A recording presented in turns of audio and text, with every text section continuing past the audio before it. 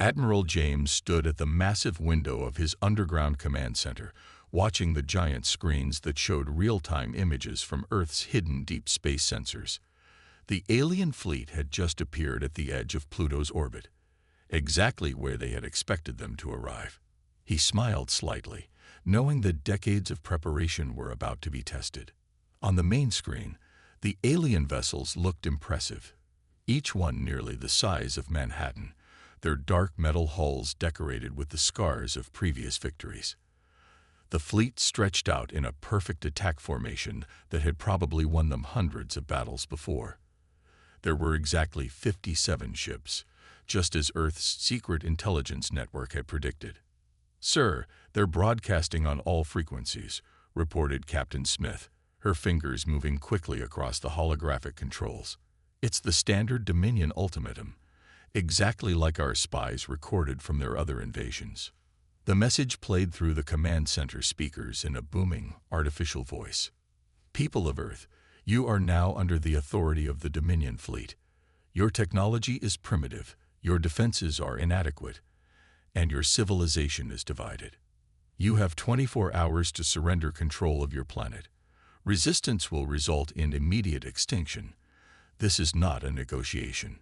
Around the command center, the other officers continued their work calmly, as if they were conducting a routine drill rather than facing an alien invasion.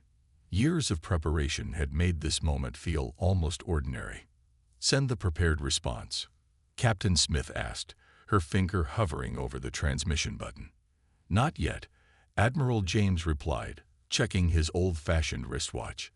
"Let's give them exactly 17 minutes of silence. Let them think we're panicking or arguing among ourselves. It fits their expectations." Up in orbit, the Dominion's Supreme Commander, Admiral Gray, stood on his bridge looking down at the blue planet. His long career of conquests had made him an expert at judging civilizations, and everything about Earth screamed easy target. His scan results showed exactly what he expected: primitive satellite technology, basic space stations, and pathetic attempts at planetary defense systems. The humans still used chemical rockets to reach orbit, for heaven's sake. Their military bases were obvious and poorly defended. Their cities were exposed. Their communications were easily intercepted, full of entertainment broadcasts and social media nonsense. "Commander," one of his officers called out, "we're detecting their primary military facilities. They appear to be gathering their leaders in something called the United Nations. Their global communication networks are filled with panic and confusion." Admiral Gray nodded with satisfaction. It was always the same. Primitive species never stood united. They would waste precious hours arguing among themselves, trying to decide who would speak for their planet. Some would want to fight, others would beg for mercy, and in the end, they would be conquered like all the others. "Sir," another officer reported, "we're detecting no significant military response. Their few orbital weapons platforms remain powered down. Their aircraft and missiles remain grounded. Should we begin targeting calculations?" "No need to rush," Admiral Gray replied confidently. "Let them experience the full weight of their situation. Fear will do half our work for us." He turned to his strategic advisor. "What are their chances of meaningful resistance?" The advisor checked his data tablets. Based on their visible technology and infrastructure, they have a 0.1% chance of causing our fleet any damage. They haven't even achieved basic gravity manipulation or energy shielding. Their most advanced weapons are nuclear devices that wouldn't even scratch our hull paint. Little did they know, deep beneath the Earth's surface, in bunkers and bases that no alien scan could detect, humanity's real military forces were quietly powering up. In secret underwater facilities, quantum computers were calculating precise response scenarios. Hidden in the asteroid belt, automated defense platforms silently tracked every Dominion ship. And in his command center, Admiral James watched his watch tick down the final seconds before humanity would shatter the Dominion's expectations forever. The United Nations building in New York was a perfect target, and Admiral Gray knew it. His scans showed hundreds of world leaders gathering inside. Exactly what he expected from a primitive species facing its doom. But something was odd about their behavior. Through intercepted broadcasts, he watched the emergency meeting with growing confusion. The human leaders weren't arguing or panicking. Instead, they sat calmly in their seats, some even smiling. The Secretary General walked to the podium, adjusted his tie, and spoke in an almost cheerful voice. "Well, ladies and gentlemen, it seems our guests have finally arrived. Shall we proceed with Protocol Omega?"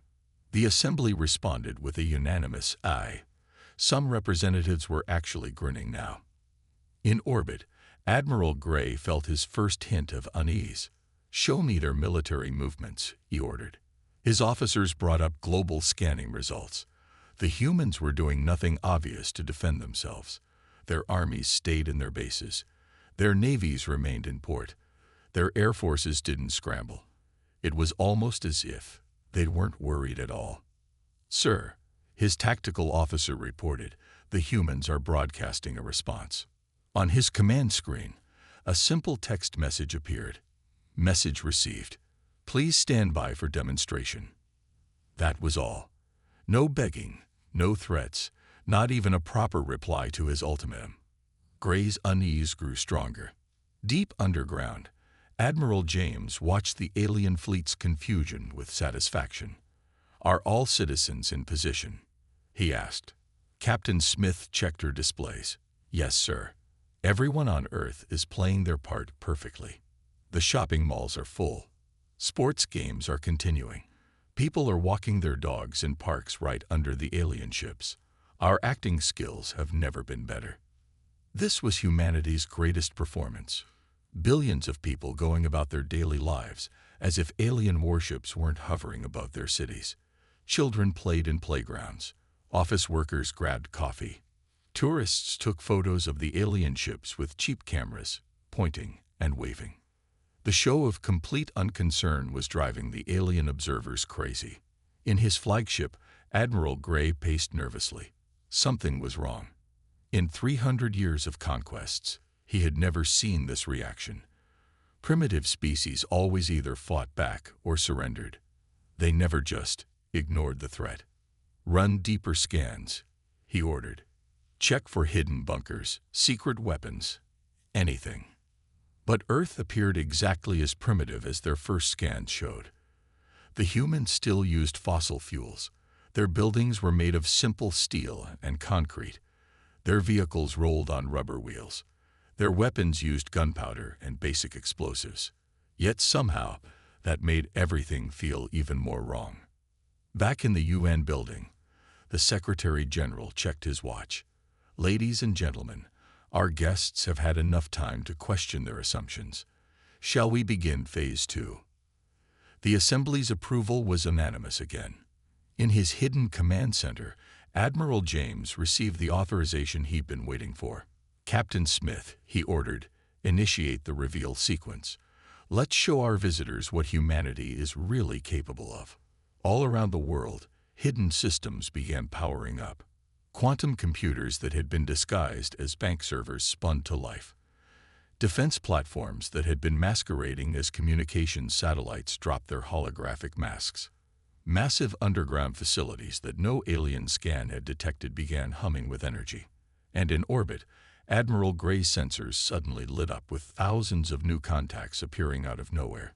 His tactical officer's voice shook as he reported, "Sir, we're detecting energy signatures unlike anything we've ever seen. They're everywhere." The time for humanity's act was over. Now it was time to show the galaxy why you should never judge a species by its appearance. Admiral Gray had conquered enough worlds to know that hesitation meant death. Despite his growing unease, he couldn't show weakness in front of his crew. "Launch the first wave of attacks," he ordered. "Target their major military installations." The Dominion's energy weapons lit up Earth's sky with brilliant purple beams. They struck military bases, government buildings, and defense facilities with pinpoint accuracy. The alien crew watched eagerly, expecting to see explosions and destruction. Instead, the beams passed right through their targets like they weren't even there. "Sir," His weapons officer called out, voice shaking, "These aren't real buildings. They're holograms." Before Admiral Gray could respond, new alerts blared across his bridge. Massive structures were rising from underground bunkers that hadn't existed a moment ago. Giant platforms emerged from the oceans, throwing off water like waterfalls. And in orbit, hundreds of previously invisible satellites suddenly appeared, surrounding the Dominion fleet. "Impossible," Gray shouted. "Their technology was primitive. We saw their rockets, their satellites."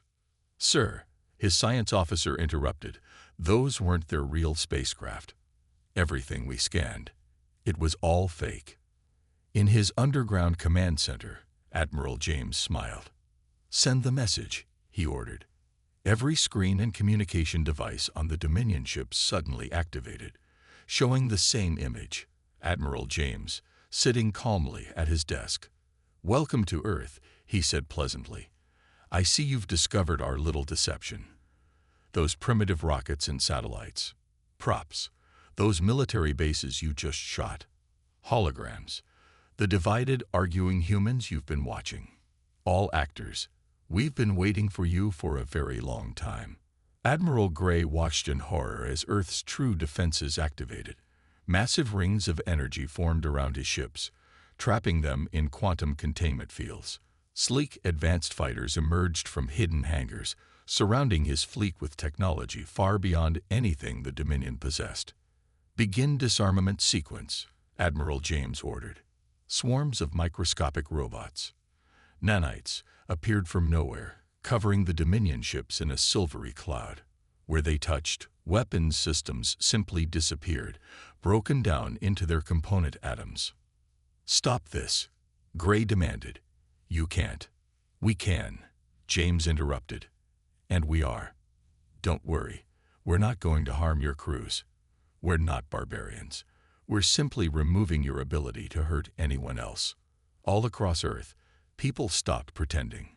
Business suits transformed into advanced military uniforms. Simple cars changed into hovering vehicles. Streetlights became defense turrets. The whole planet seemed to shimmer as countless holographic disguises fell away. In orbit, the Dominion fleet hung helpless as their mighty warships were systematically disarmed. Not a single shot had been fired. Not one life had been lost. Earth's victory was complete before the battle had even begun. "Why?" Gray asked, slumping in his command chair. "Why hide all this?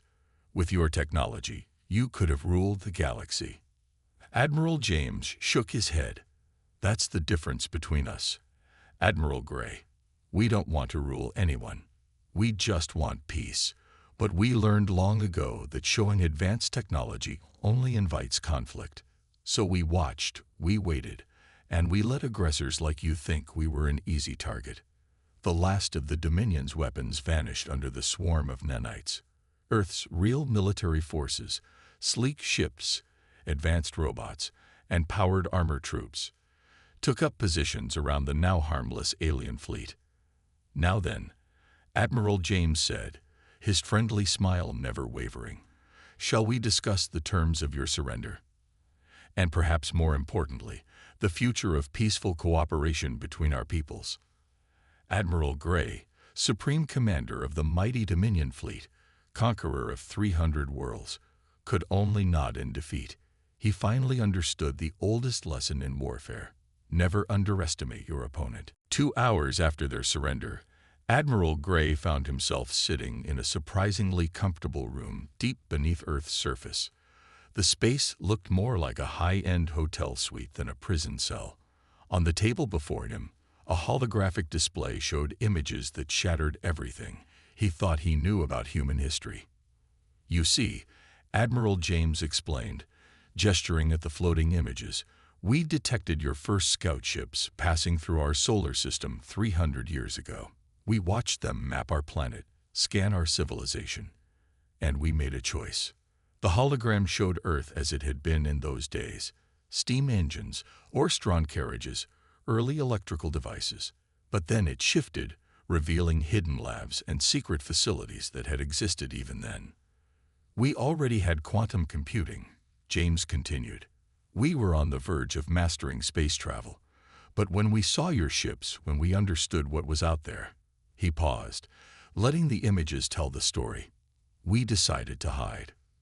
Gray watched in amazement as the hologram showed how Earth had built two civilizations, one on the surface that appeared primitive and divided, and another hidden one that advanced far beyond anything the Dominion had achieved. "Those wars you observed," James smiled. "Training exercises. Those political conflicts. Carefully staged shows. Every human on Earth has been part of this deception. Children learn both real science and how to maintain our primitive appearance. Every rocket launch that failed. Planned. Every satellite that looked simple. Disguised. But why?" Gray asked, his voice barely a whisper. "Why go to such lengths?" "Because we saw what the Dominion did to advanced civilizations that resisted." James touched the hologram, showing scenes from other worlds. "When you found species with visible advanced technology, you sent full invasion fleets. The battles destroyed whole planets, but primitive worlds. You sent smaller forces, expecting easy victories." The truth hit Gray like a physical blow. "You wanted us to underestimate you." "Exactly." James nodded. "Every piece of primitive technology you saw was designed to draw you in. Those nuclear missiles that couldn't scratch your ships. Decoys. The outdated computers. Props. Even your scans showed exactly what we wanted them to show." The hologram now displayed Earth's true defense network, a complex web of quantum satellites, automated defense platforms, and energy fields that encompassed the entire solar system. "But surely someone would have revealed the truth," Gray protested. "You can't keep a secret this big." James laughed softly. "That's the beauty of it. We did reveal it. In fiction. Every science fiction story, every movie about advanced technology, every wild conspiracy theory about secret government projects. Ways to tell the truth while making sure nobody would believe it." Gray thought about all the human entertainment broadcasts they had intercepted and dismissed as primitive fantasies. "Your people hid the truth in plain sight. For 3 centuries," James confirmed. "Every human played their part. The scientists who appeared to struggle with basic spaceflight were actually building quantum gates. The governments that seemed to fight each other were working together behind the scenes. Even our internet, that primitive, chaotic network you monitored. A carefully crafted distraction from our real global quantum communication system." Admiral Gray sat back, overwhelmed by the scale of the deception. His mighty Dominion fleet had been defeated not by superior firepower, but by centuries of patient preparation and worldwide cooperation. "And now?" he asked quietly. "Now," James replied, "we reveal ourselves to the galaxy. Not as conquerors like the Dominion, but as peacekeepers. We'll free the worlds you enslaved. We'll share some of our technology, carefully, to those who will use it wisely. And you, Admiral Gray, will help us make this transition peaceful." Gray looked at the human admiral, finally understanding that he had encountered something unprecedented. A civilization that had mastered not just advanced technology, but the patience and unity to hide it until the perfect moment. Admiral James stood on the observation deck of Earth's newly revealed orbital command station, watching as teams of human engineers worked on the disabled Dominion ships. The massive station had been disguised as a small communications satellite for decades, its true size and power hidden by advanced cloaking technology. "Begin Phase 3, he ordered through his neural link. Another piece of technology that would have shocked the Dominion just days ago. Below him, Earth shimmered as the last holographic disguises fell away. Hidden cities emerged from beneath the oceans. Massive towers rose from what had appeared to be empty deserts. Transportation hubs that had been masked as old airports revealed themselves as quantum teleportation centers. Admiral Gray watched in stunned silence beside him. "Your people maintain this deception even in their daily lives." "Of course," James replied. "Those old gas stations you saw. Disguised power nodes for our planetary shield. The primitive cell phone networks. Cover for our quantum communication grid. Even the outdated clothes people wore had built-in tech hidden in the fabric. On the main screen, reports streamed in from across the solar system. Human ships were emerging from hiding spots in asteroid belts, under the surfaces of moons, and from within the clouds of Jupiter. Each vessel was more advanced than anything the Dominion had ever built. "Launch the Liberation Fleet," James commanded. Gray's eyes widened as hundreds of sleek human ships jumped into quantum space, heading for the worlds his people had conquered. "You're going to free them all at once. We've had centuries to plan this," James explained. "While your people watched our fake TV shows and primitive internet, we mapped every Dominion world. We know exactly where your control centers are, where the slave camps are hidden, where every weapon is placed." The screen showed the first results. Human ships appeared above Dominion colonies, their advanced technology making quick work of the automated defense systems. Not with destruction, but with the same nullifying technology that had disabled Gray's fleet. "No one dies today," James said firmly. "Your weapons will be disabled. Your control systems will be shut down. But your people will be unharmed." In orbit around a dozen former Dominion worlds, slave camps were being liberated. Quantum shields protected the freed people, while human medical teams provided care. Centuries of oppression were ending in a single coordinated operation. "How many ships do you have?" Gray asked, watching the liberation unfold. "Enough," James smiled. "We built them in underwater factories, in underground facilities, in secret bases on Mars and Venus. While your scouts watched our clumsy rockets explode on launch pads, our real ships were being manufactured by automated systems throughout the solar system." The reports kept coming. Dominion control centers were being disabled by targeted quantum pulses. Defense fleets found their weapons transformed into harmless metal like clouds of nanites. Communication networks were carefully shut down and replaced with temporary human systems to prevent chaos. "Your people will need to answer for their crimes," James said to Gray. "But we believe in justice, not revenge. There will be trials, but also rehabilitation. The Dominion caused great harm, but now you have a chance to help make things right." Gray nodded slowly, understanding the wisdom in this approach. "You could have destroyed us all." "We could have," James agreed, "but that's not who we are. Humanity's greatest strength isn't our technology. It's our ability to learn from history. We saw where the path of conquest leads. We chose a different way." On the screen, more liberation fleets jumped to quantum space, carrying hope to dozens more enslaved worlds. Earth's long deception was over, replaced by something far more powerful: the truth about humanity's real nature and their plan for a more peaceful galaxy. 1 week after the liberation began, Admiral Gray walked through a vast underground museum beneath the streets of Old Paris. The facility stretched for miles, filled with humanity's true history. Not the fake version they had shown to the galaxy, but the real story of their advancement. This was never just about defending Earth. Admiral James explained as they passed displays showing ancient quantum computers disguised as primitive vacuum tubes.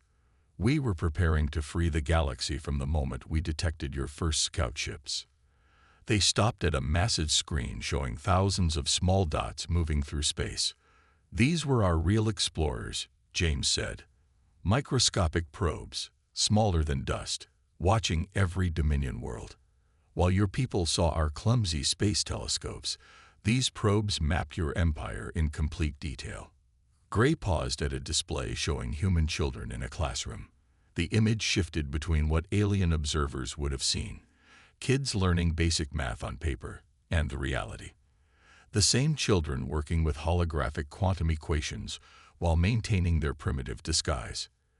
"Your entire species learned to live 2 lives," Gray said quietly. "The fake one on the surface, and the real one hidden beneath." "It wasn't easy," James admitted. "Every human had to learn to maintain the deception from childhood. Those people you saw working in primitive factories, they were actually operating quantum manufacturing systems hidden below. The farmers plowing fields with tractors, They were monitoring automated food production systems that could feed billions. They entered a new section of the museum that made Gray stop in shock. It showed detailed files on every Dominion commander, every conquered world, every slave camp. Centuries of intelligence gathering. "We could have stopped you earlier," James said, his voice gentle but firm. "But a quick victory wasn't enough. We needed to understand your entire empire, find every hidden base, identify every collaborator and every resistance fighter. We needed to be absolutely certain we could free everyone without causing chaos." The patience this required. Gray shook his head in amazement. "Generations of your people lived and died maintaining this deception." "They did it willingly," James replied, "because they understood the stakes. Look here." He gestured at a new display showing the liberation's results. "In 7 days, we freed 300 worlds. Not one life lost. Not one city destroyed. Because we took the time to do it right." The display showed former Dominion worlds transforming. Slave camps becoming hospitals, forced labor factories being converted to schools, prison planets turning into rehabilitation centers. "But surely some humans wanted to fight back sooner," Gray said. "How did you maintain such unity?" James smiled. "By telling the truth, to ourselves, at least. Every human knew that our primitive appearance was a shield protecting not just Earth, but countless enslaved civilizations. Those wars you saw us fighting. Training exercises, yes, but also reminders of what happens when power is misused." They reached the final exhibit, a simple room with a single screen showing Earth as seen from space. But now it displayed both versions. The primitive world the Dominion had seen, and the advanced civilization it truly was. "Your people conquered through force," James said. "We liberated through patience and preparation. Your empire was built on fear. We built something stronger, a plan to free the galaxy without destroying it in the process." Gray looked at the dual images of Earth, finally understanding the full scope of humanity's achievement. They hadn't just protected their world or developed advanced technology. They had created something far more powerful, a civilization that could hide its true nature for centuries, not out of fear, but out of a desire to help others without causing unnecessary harm. "So what happens now?" he asked. "Now," James replied, "we help build a galaxy where no one needs to hide what they are. Starting with your people, Admiral Gray. It's time for the Dominion to learn a better way." 1 month after the liberation began, representatives from every freed world gathered in Earth's Grand Meeting Hall, a massive structure that had been hidden beneath the Atlantic Ocean for centuries.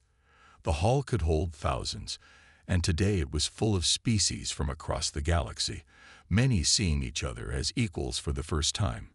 Admiral James stood at the podium, looking out at the assembled beings. Beside him, Admiral Gray waited quietly, no longer a conqueror but a witness to history. The former Dominion commander had spent the past month helping to ensure a peaceful transition, and now he would see the final result of humanity's long-planned revolution. "Friends," James began, his words automatically translated for every species present. "For centuries, humanity hid our true nature from the galaxy. Today, we hide no more. But we also come with an offer, not to rule, but to help build something new." On the massive screens behind him, images appeared showing the changes already taking place. Freed worlds were rebuilding, not with primitive tools, but with advanced technology humanity had secretly stockpiled for this moment. Former slave camps had become learning centers. Old weapon factories now produced medical supplies. "Every world here has suffered under Dominion rule," James continued. "It would be easy to seek revenge. But humanity learned long ago that revenge only continues the cycle of violence. Instead, we offer a different path." He gestured, and holographic displays appeared in front of each representative. They showed plans for a new galactic alliance, one built on cooperation rather than conquest. Earth would share its technology, but with safeguards to prevent its misuse. Every world would have a voice, but no single species could dominate the others. Even the former Dominion worlds are welcome to join, James announced, causing a stir in the audience. Their people were also victims of their own leaders' ambitions. Admiral Gray has helped us understand this. Gray stepped forward, speaking publicly for the first time since his surrender. My people thought power came from weapons and conquest. Earth showed us real power comes from patience, unity, and the wisdom to use advanced technology for peace rather than war. The screens now showed the next phase of humanity's plan. Quantum transportation networks connecting all member worlds, advanced medical technology that could heal any species, clean energy systems that could power entire civilizations without harming their environments. But this alliance will be different from the Dominion in one crucial way. James explained, each world decides its own path. Earth will not force anyone to join. We will not demand obedience. We offer help, but respect your right to choose. Representatives from the freed world stood one by one, pledging to join the new alliance. Even former Dominion colony worlds, seeing the benefits of peaceful cooperation, added their voices to the growing chorus. The age of conquest is over, James declared. The time of healing begins. Earth kept its secrets not out of fear, but because we needed to be ready for this moment, when we could help the galaxy transform without causing more destruction. As the meeting concluded, Admiral Gray turned to James. You know, some worlds might refuse to join. Some might even try to become new conquerors. James nodded. We know. That's why we'll maintain our defenses. But we'll also keep reaching out, keep offering a better way. The galaxy learned to fear the Dominion's weapons. They'll learn to trust Earth's wisdom. Outside the underwater meeting hall, Earth's cities now shone with their true glory. Advanced architecture that had been hidden for centuries finally visible to all. Ships from 100 worlds moved peacefully through the sky, their weapons permanently disabled by human technology. The Great Deception was over. Humanity had achieved something unprecedented. They had liberated the galaxy not through war, but through patience, planning, and the determination to find a better way. The age of conquerors was finished. The age of cooperation had begun.